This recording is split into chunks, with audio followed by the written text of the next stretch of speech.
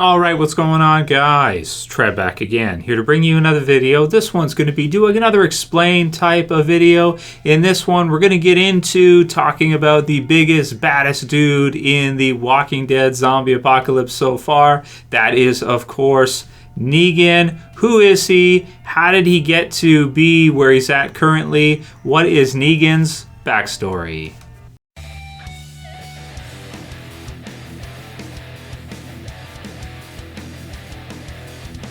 So in the Walking Dead television series played by Jeffrey Dean Morgan, Negan is the psychopathic leader of the strongest group of zombie apocalypse survivors Rick and our group of protagonists have faced so far. Negan is one of the smartest characters we've encountered in the zombie apocalypse as a group mastermind leader type of character who assimilates his enemies into his own group rather than killing them. By assimilating other survivors into the saviors through fear, intimidation, leverage, and power, Negan has risen to great heights with the saviors totaling over 100 men, now even including, in the Walking Dead television series, our Alexandria group. So how did a regular zombie apocalypse survivor rise to this level and truly become something to fear? What is his backstory? So while we don't know for sure with the Walking Dead television series and Jeffrey Dean Morgan's version of Negan if the backstory is exactly the same as it was in the comics, some characters are a little bit different, but if they do go the same route as they did in the Walking Dead comics, which they're likely to do, his story is still currently actually being told in the Here's Negan storyline, which is currently up to chapter 7. That said, we do get a really good idea of what his life was like from Here's Negan before the zombie apocalypse. So pre-zombie apocalypse, he lived in Virginia, and he was a sports enthusiast growing up. In adulthood, he became a high school teacher, high school gym coach, where he practiced a range of sports, including billiards and ping pong, and he also worked as a used car salesman, presumably as a part-time occupation while also coaching/teaching. At some point, Negan got married. He was married. He did have a wife, and that is very crucial, I think, for the character's development if you see where he's at later on, because, of course, as the zombie apocalypse is just beginning, he actually does lose his wife, and spoiler warning here, very cool reveal is that his wife's name was Lucille. To reference a fairly recent quote from the Walking Dead comic book series from Negan, we really get a good indication of just what happened to him as a person after losing Lucille. So, as Negan said to Alpha, I lost someone very close to me. It was right before all this happened. One day they were there, and then it just all fell apart. They died, and it broke me. I don't feel anymore. I don't feel sad. I don't feel scared. I don't feel happy. I'm just here. That's my strength. That's why I'm alive. You tell me I have to crush a field of babies to keep breathing? Sure. You say people who rely on me aren't going to live unless I turn someone's head into a bowl of gravy? I'm there. I don't feel bad about it. I don't think about it. It just is what it is. It's survival. But like I said, I'm broken. That's not living. I can't feel things no matter how hard I try. Not after what I lost. I'm dead to this world. So I think it is safe to assume that due to the pain and trauma that he experienced after losing his wife, even though he wasn't that great to his wife anyway, he did cheat on her, he was not faithful to her, he wasn't very nice to her, as he isn't very nice to anybody really. That's kind of his character. He's kind of a jerk to everyone to a degree.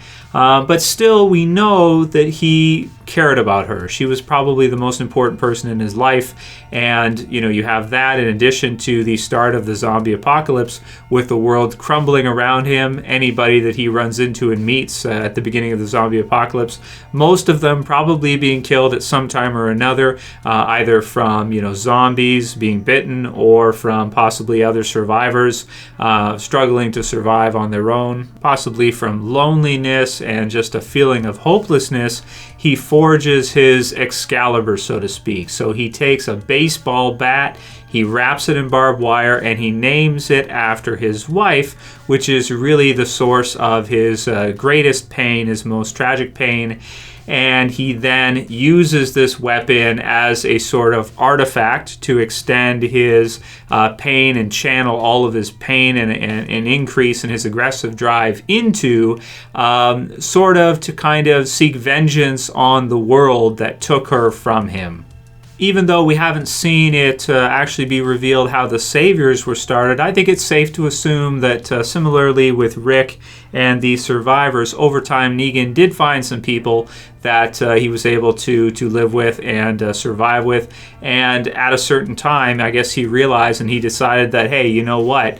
Being the leader of this group is great, but really what we should do is we should probably go out and see what other groups we can find and what they can do for us. We're the toughest people around. We have a lot of firepower. We have a lot of weapons. Let's go and get people to work for us. The Hilltop being one of these groups he's able to find, as well as the Kingdom, and eventually Alexandria as well.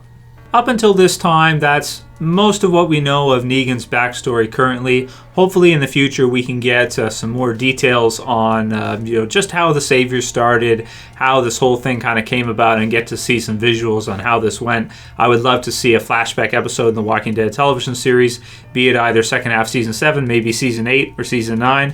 Would absolutely love to see it on just how Negan rose to power and started up the Saviors and all the battles that ensued as a part of that, because the Saviors being a group that are not easy to lead. They're kind of a group of misfits or scoundrels or just not very good people. And as a result, Negan realizes that he is not going to be able to lead these people through love. It's going to have to be through fear. That's the only way he's going to be able to control these people. He is able to do so. He's able to provide them with security so long as they follow his rules, and fear and brutality if they don't.